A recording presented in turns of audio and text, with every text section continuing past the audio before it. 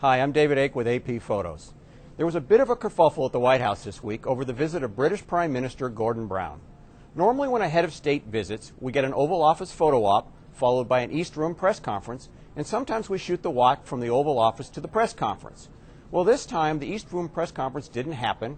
The British press took note of it, so the walk from the Oval became very important, and we shot the heck out of it. So for This Week in Photos, I give you Walk With Me.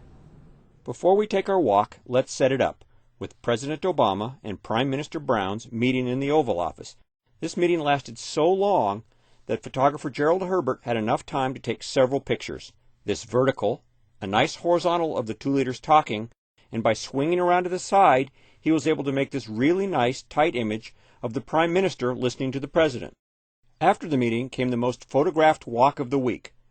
2 photographers were assigned to the task. Ron Edmonds was stationed in the Rose Garden, where he could move and pivot with the leaders. He started with them leaving the Oval Office, walking past the Cabinet Room, turning the corner to walk past the press room, and he finally shot this profile as they walked past his position. Ron also placed a remote camera at ground level between the columns to make 2 more images of the walk, this vertical and this horizontal. Both were shot with the same camera, just cropped differently. Gerald Herbert was stationed at the end of the colonnade, where he couldn't easily move. His only choice was to use his zoom lens to make this wide image and then zoom in for a tighter look. This wasn't the only famous walk of the week. Susan Walsh was present to make actor Brad Pitt as he arrived in the U.S. Capitol for a meeting with Speaker Nancy Pelosi. Okay, enough with the walking. Up on the Hill this week, Fed Chairman Ben Bernanke testified before the Senate Budget Committee.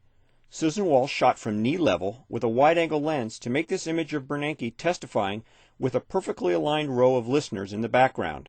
And Scott Applewhite caught this telling glare of USB bank official Mark Branson waiting to testify before a Senate committee investigating offshore banking and tax evasion. We'll circle back to the White House to wrap up this week's slideshow. Gerald Herbert couldn't quite get the angle he wanted to make this picture of President Obama with Governor Kathleen Sebelius. He couldn't easily move, so he cleverly used the reflection in a giant mirror to capture the angle he wanted.